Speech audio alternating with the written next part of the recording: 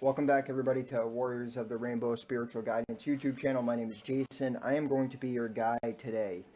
This video will be a little different, and I'll explain why here in a second. So, I was meditating this morning, and what I was meditating, images started popping into my head.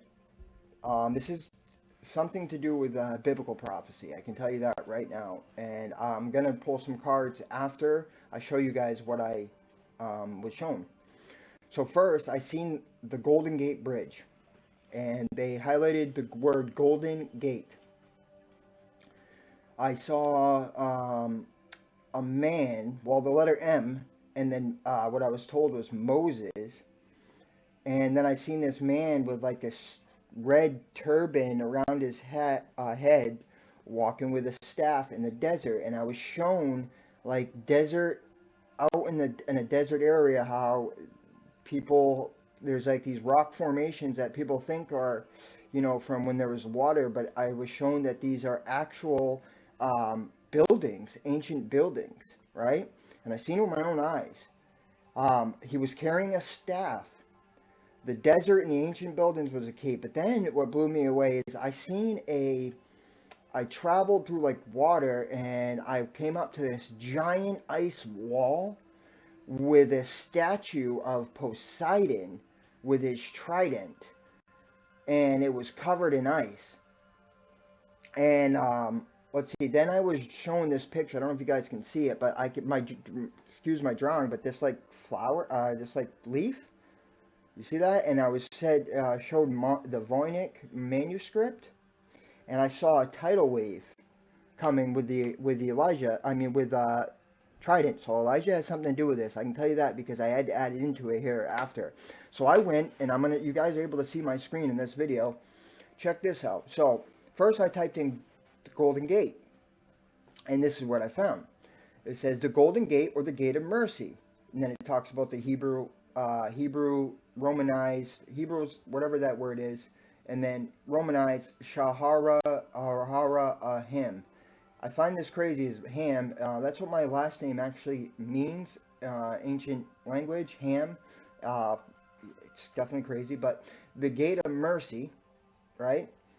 And then in Romanized, Bab Allah Al-Dalla Habi. Don't, forgive me if I'm not saying this correct, guys. Al-Zahabi, Golden Gate. It is the only eastern gate of the Temple of Mount, and one of the only two gates of the old city of Jerusalem. They used to offer access into the city from the east side. The gate has been sealed. All right, that word sealed stuck out to me. I'm going to get into it in a second. Since medieval times. Its interior can be accessed from the Temple Mount. It was recently converted into a mosque. In Jewish tradition, the Messiah will enter through the gates. Christians and Muslims generally believe that this was the gate through which Jesus entered Jerusalem. So I went down more, and then let's see, where was I reading here? Okay, so each of the two doors of this double gate has its own name. Bab al-Rahma, Gate of Mercy, for the southern one, and Ba al-Tauba, the Gate of Repentance, for the northern one. Now these areas stick out to me, northern and southern. Another Arabic name is Gate of Eternal Life. Okay, this is crazy. I'm going to get into it later. We're going to pull some cards to verify too. So, and then let's see, the Golden Gate in the Mashna, which is the first major written collection of Jewish oral traditions, which is known as the Oral Torah, is also the first major work of rabbinic literature. The Messiah was radicated by Judea, Nazi, right? Look at that, Nazi, at the beginning of the 3rd century CE, and it has a time when, well, we're not going to read that part, but compelled to call the Shushan Gate. If the Golden Gate does not preserve the location of the Shushan Gate, which is only a presumption with no archaeological proof, this would make it the oldest of the current gates in Jerusalem old city walls. I'm not getting into the details because I'm showing something different, okay? I don't want you guys to think about anything to do with Jerusalem, okay? Well, yes, but no. I'll get into it later, okay? Because this is a prophecy being fulfilled through us, through the two witnesses. Okay? We're going to get into that in a second. Okay, so the Eastern Wall, was now visible, was built in the last at least four stages during the reign of Hezekiah. I'm not even going to get into this because this is basically where I wanted to show what I want to show you guys. Okay, the Golden Gate. We're going to go back up here for a second. I want to just stick out these words, right? The two gates of the old city of Jerusalem, right? Okay, Jerusalem. Remember that. Now, Trident. Well, the Trident of, remember, I seen Poseidon with the Trident. The Trident of Poseidon, Roman equivalent Neptune, right? Neptune is the god of the fresh water in the sea in Roman religion. He is a counterpart of the Greek god Poseidon. In the Greek tradition, he is a brother of Jupiter and Pluto. The brothers preside over the realms of the heaven, the earthly world, and the underworld. Okay? And Salacia is his wife. Now remember that, okay? So the Trident of Poseidon and his Roman equivalent Neptune has been their traditional divine attribute featured in many ancient depictions. Poseidon's trident was crafted by Cyclops. In Greek mythology, now look at the Cyclops where his eye is, right? In Greek mythology and later Roman mythology, the Cyclops are giant one-eyed creatures. Three groups of Cyclops can be distinguished. The Hesiod's, the Theogony, and the Cyclops are the three brothers Brontes, Steropus, and Argus, which made for Zeus his weapon, the thunderbolt. Now, there's something to do with the thunderbolt as well. Somebody here is going to know what's going on here. I'm going to have to elaborate. Leave in the comments in the comment box, please. I'm trying to figure this out. It's like a riddle. You got to figure it out. But I am figuring out a lot of it, right? So, in Greek myths, Poseidon's trident was forged by the Cyclops according to the Pseudo-Apollodorus Bibliotheke, which I have no clue what this is, but I'm gonna figure it out. I'm gonna check it out. Greek myths and heroic legends arranged in 3 books, generally dated to the 1st or 2nd century A.D. Why is everything at that timeline? Just there's something going on here that we're not being shown, and I'm telling you that it's hidden stuff, hijacked. Okay, so Poseidon wields his trident on a number of occasions. He used his trident to strike a rock upon the hill of the Acropolis, producing a well of seawater, in what developed into a contest between him and Athena over possession of Attica. Okay, I saw ice, right, and Poseidon, and now the word Attica, to me, I really was thinking Antarctica. And that's crazy because that's like confirmation to me. What is really going on in Antarctica? What are they not telling us? I mean, I was seeing this giant statue. I'm talking giant, you guys. You guys have no clue. Bigger than the Statue of Liberty. Bigger than the Statue of Liberty. And it was covered in ice. They know. Okay, so then, let's keep reading this, though. Because when he lost, Poseidon used his trident to try. And there's also, hold on, 1 second, go back. In the Bible, there is a story about Moses hitting, Moses and Aaron, one of them, hitting the rock and having water come out of nowhere in the desert. Well, this is the same story. He used his trident to strike a rock upon a hill in the Acropolis, producing a well of seawater, right? It's the same story. Why? That's what I'm trying to figure out. Poseidon used the trident to dry out the land, so he had no water. The well was later to be called the... so he dried out the land that he had no water. Oh, okay, no life, no spiritual life. I get it. Okay. The well was later to be called the What is this? We're going to see what this is. So that's the place. The temple of the Athena Pelias is an ancient Greek Ionic temple, telesterion, on the north side of the Acropolis, Athens, which was primarily dedicated to the goddess Athena. The building made to house the statue of Athena Pelias has in modern scholarship been called the whatever that place is called. Something about Athena too. So, and that name's popped out of me a lot because I recently met someone in the last few months, and like it's been coming up everywhere. So there is something there. Everything is. Pay attention, guys, because you're getting signs and things all everywhere. It's like we're just not following the breadcrumbs, and we're in a time right now where prophecy is being fulfilled, but it's not what you have been told either. So a lot of people aren't even aware that they're actually part of this fulfilling of this prophecies. It's crazy. All right, so there is a further myth that Poseidon, Neptune, produce a horse. Okay, in my dream, I'm riding a horse by striking the earth with the trident in order to bolster his claim. But there is no attestation for this among the Greek writers. In the alleged trident print on a rock, there was a sea well within the Erectione. I'm sorry, guys, I can't pronounce that word. Erecthion, where witnessed by the geographic Pausanias while visiting Athens. In another myth, Poseidon creates a spring or springs with the strike of his trident to reward Amymon for her encounter with him. Who is this Amymon? Because that sticks out to me right now, and I didn't earlier. So we're going to check it out. And something about that Ajax, because Jax stuck out to me yesterday. In Greek mythology, Amymon was a daughter of Danaus, king of Libya, and Danaus is actually in the Bible, king of Libya and Europe as queen, as the blameless Donald. Her name identifies her as perhaps identical to Hypermnestra, also one Danaid, who did not assassinate her Egyptian husband on their wedding night, as her 49 sisters did. Well, that's crazy. All right, so, and where were we at? Okay, yeah. So, in another myth, Poseidon creates a spring or springs with the strike of his trident to reward Enymore for her encounter with him. In a version of another myth, Poseidon wields a trident to scale off Satyr, who tries to rape Amymore after she mistakenly hits him with a hunting spear. And look at these coins. See that? Like, these are real things going on here, you guys.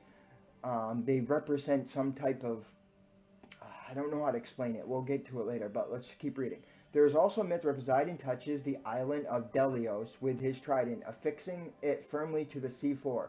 This is where I'm really starting to think this is like when they found Antarctica and something out there. Okay. Another myth tells how Poseidon engaged by sacrilegious behavior of the Ajax the Lesser. Now, what is this? Ajax the Lesser, because this word's sticking out. Was a Greek mythological hero, son of Elias, the king of Locris.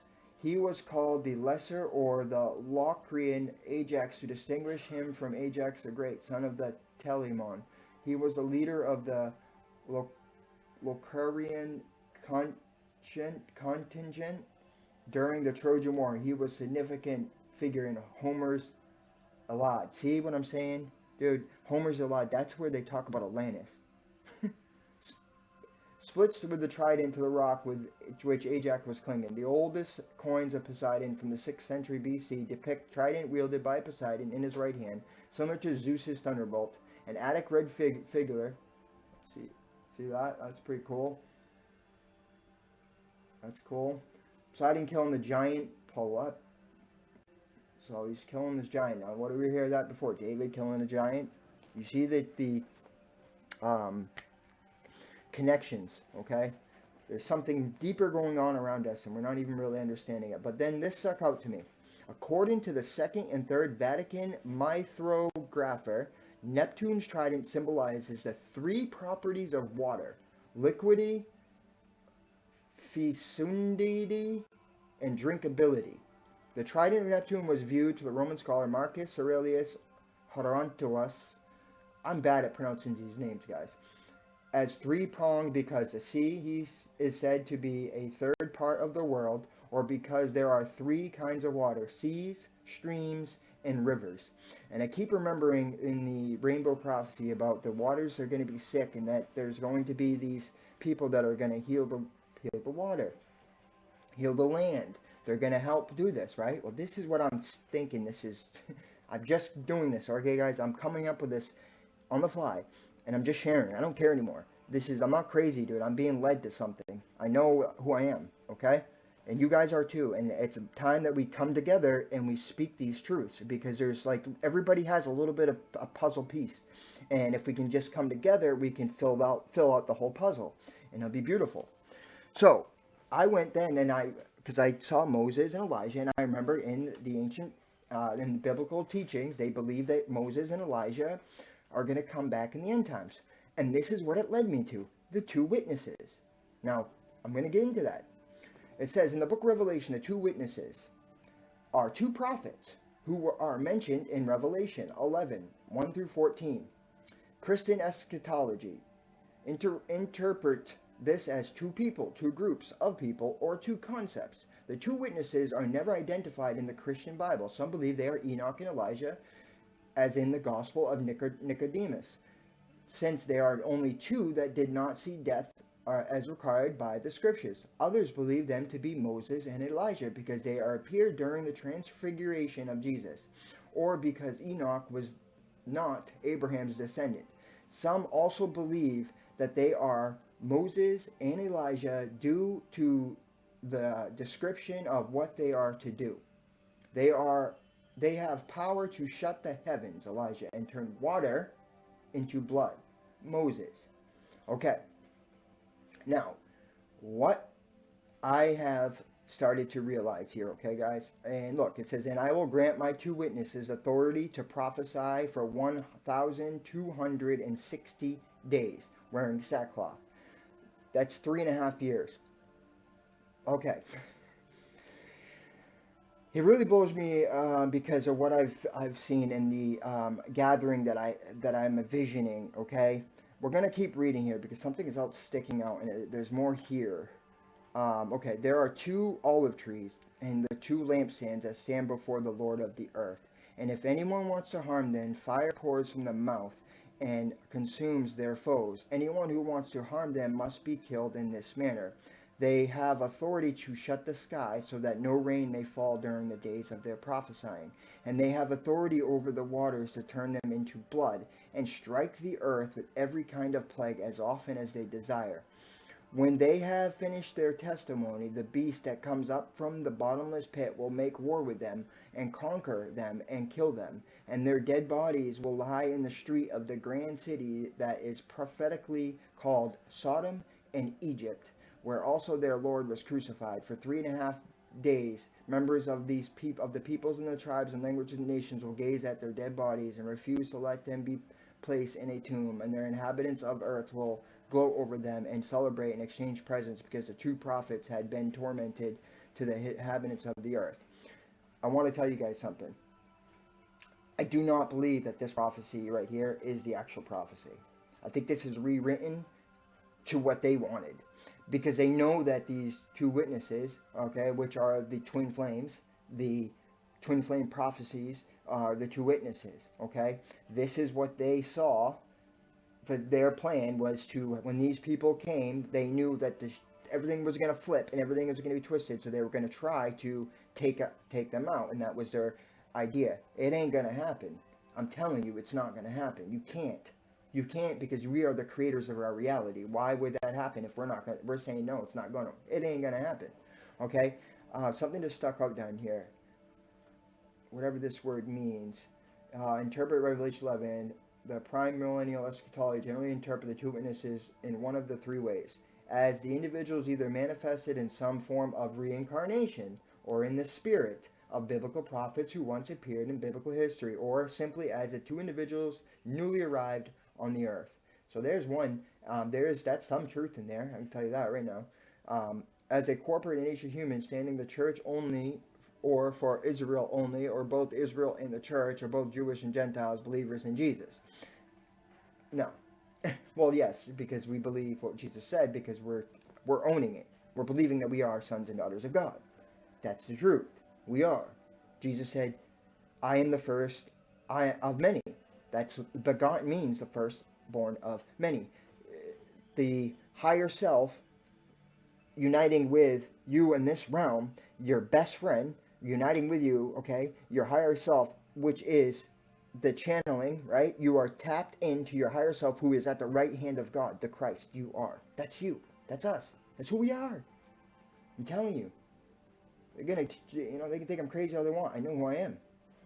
Okay, the literalist, and then what was this one? Okay, yeah, so then as a symbolism or an expression of biblical concepts, the Old Testament, New Testament, the law of the prophets, mercy, and grace.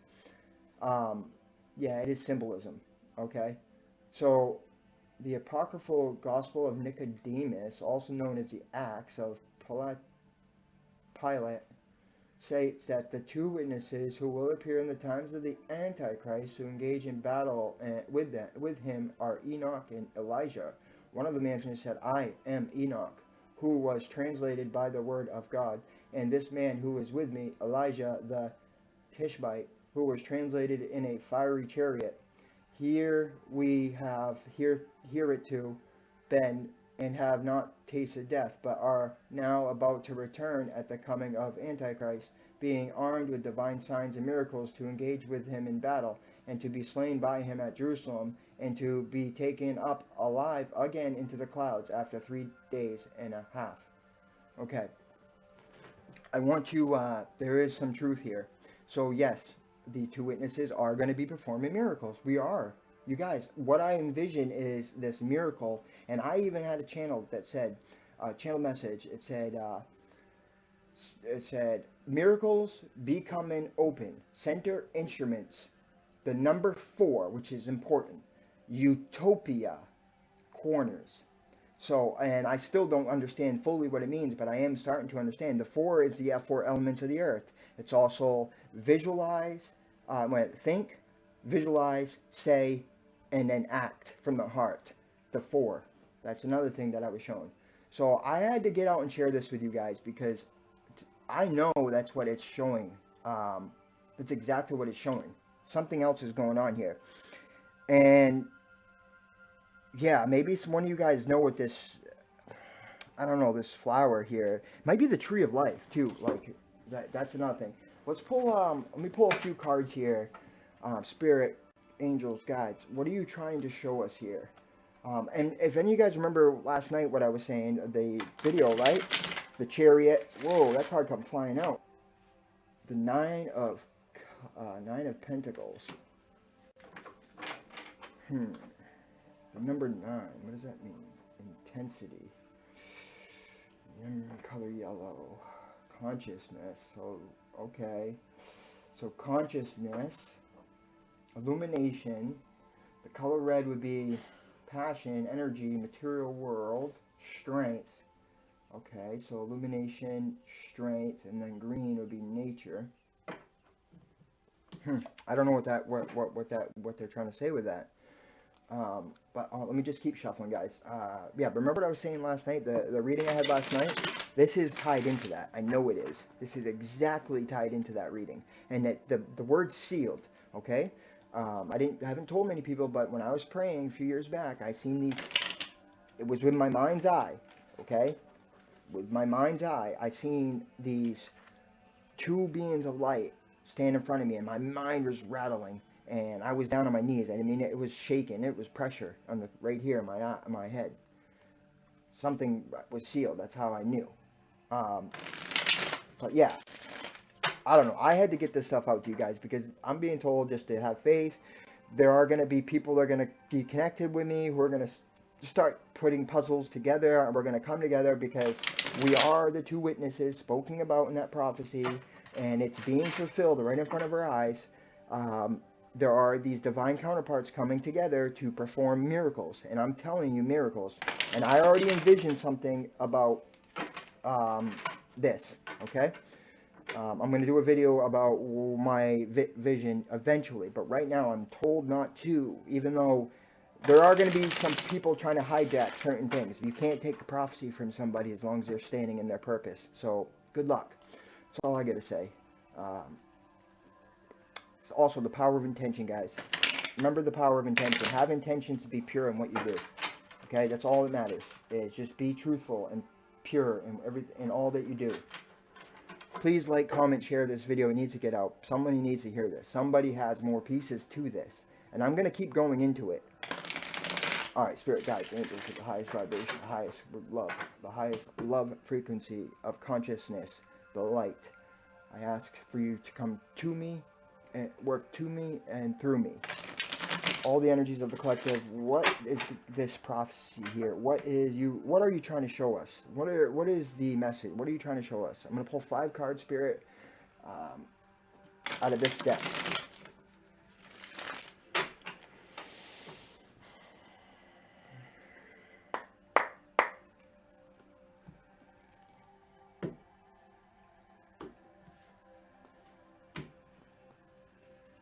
told me just to pull them right off. Look at that.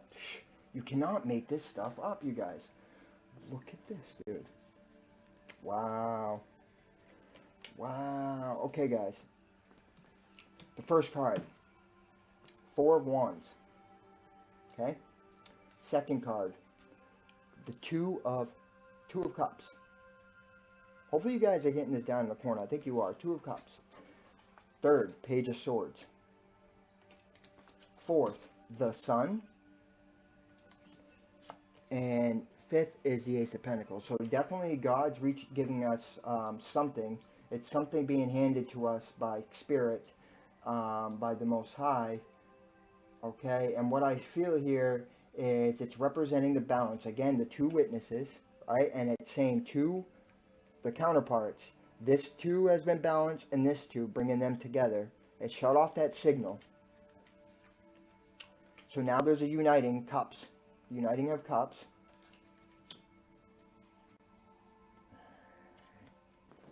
This card, let me see here. So, this is what I feel. They're coming together to speak truth and cut through the lies. That's how I feel this is what this is going. Because they have been illuminated. Yes, they have been illuminated. And that's even what this is showing you too. You see all the birds on the top of her head? She's been illuminated, right? And she's working with the higher calling, right? That's what that means. You see those little birds? I don't know if you guys can see it. The little birds on the top of her head. Okay? And then because you're handed something by the Most High. This is it, you guys. I'm telling you, this is what's happening.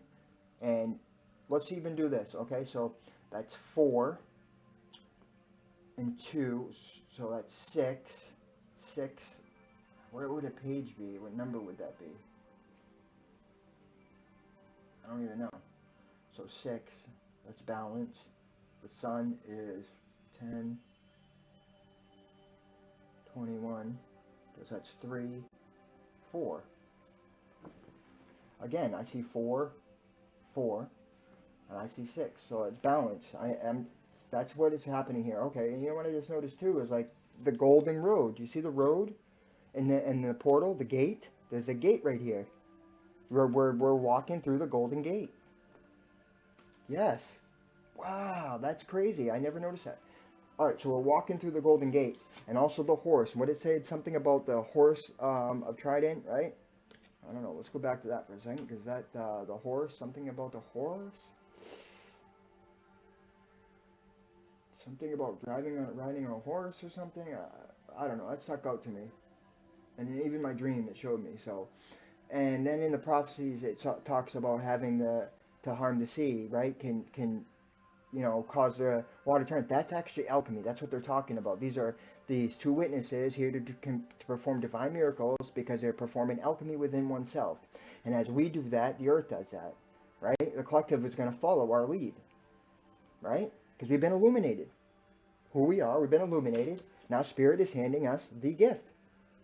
That's it, you guys. There's no way to deny it. Let's see on the bottom of the deck. Again, look, 2. You guys, it's the affinity. It's time for reaping season. It's the, and then look in the back, dude. Look at the waves in the background. Wow.